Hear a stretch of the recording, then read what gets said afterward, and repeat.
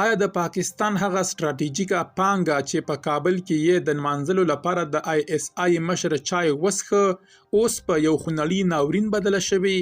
د افغان ځانګړو ځواکونو پخوانی قومندان سمیع سادات وایي پاکستان په خپل غیږه کې داسې ماران روزلي چې اوس یې کنټرول د جنرالانو له واکه وتلی دی. له پښتونخوا تر بلوچستان آیا د پاکستان د پاشل کېدو شیبې نږدې شوي دي؟ تر پایه راسره پاتې شئ چې د پاکستان د ستراتیژیک ناورین نوي ابعاد درته روښانه کړو.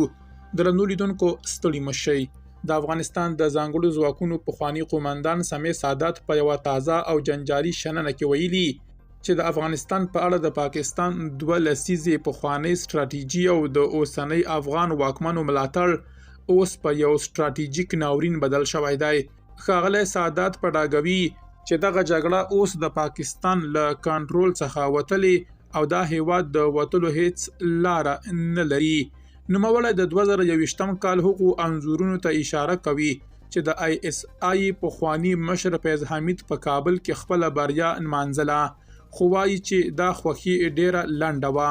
اوس مهال پاکستان په خپله لویدیځه پوله کې له یوې داسې جګړې سره لاس او ګریوان دی چې هره ورځ ترې د مرګ ژوبلې خبرونه راځي.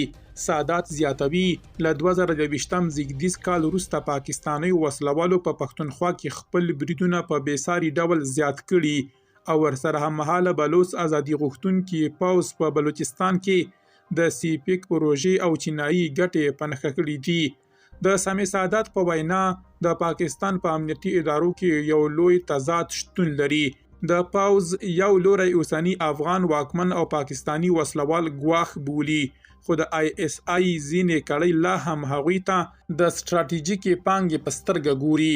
همدغه دوه سیاست د دې لامل شوی چې پاکستان یوه میاشت بمباري کوي او بله میاشت د جوړجاړي خبرې.